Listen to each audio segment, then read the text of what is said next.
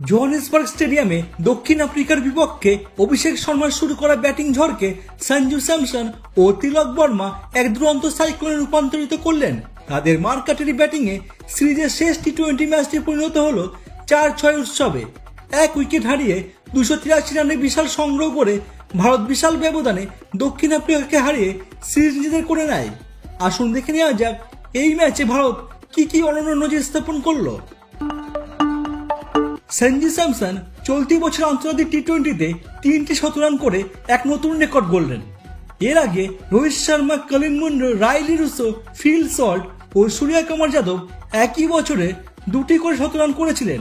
সেই রেকর্ড ভেঙে নতুন ইতিহাস লিখলেন সঞ্জু স্যামসন। আন্তর্জাতিক টি-20 ম্যাচে এই প্রথমবার একই দলের 2 ব্যাটার একই ইনিংসে শতরান করেছেন। আইপিএল এর আগে এমন কীর্তি দেখা গেলেও আইসিসির পূর্ণ সদস্য দেশগুলোর আন্তর্জাতিক ম্যাচে এই ঘটনা আগে কখনো ঘটেনি। সঞ্জু স্যামসন এবং তিলক বর্মার ব্যাটিং এই নতুন নজির স্থাপন করেছে। আন্তর্জাতিক টি-20 ক্রিকেটে একই সিরিজে 2টি শতরান করা প্রথম ভারতীয় ব্যাটার হলেন সঞ্জু স্যামসন।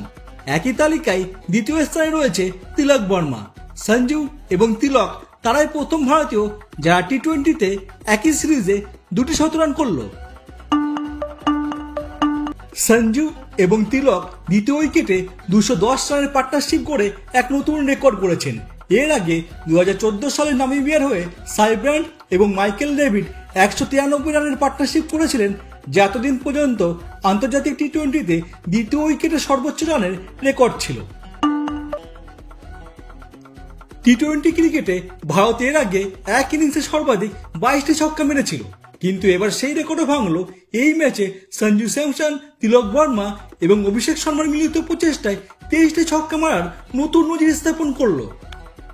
সঞ্জু স্যামসন ও তিলক বর্মার এই দুর্দান্ত পারফরমেন্স ভারতীয় ক্রিকেটকে আরও এক ধাপ উচ্চতায় পৌঁছে দিল।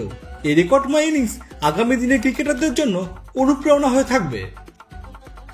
বন্ধুরা, ভারতের এই 135 রানের বিশাল ব্যবধানের জয় আপনারা কি চোখে দেখছেন কমেন্ট করে জানান।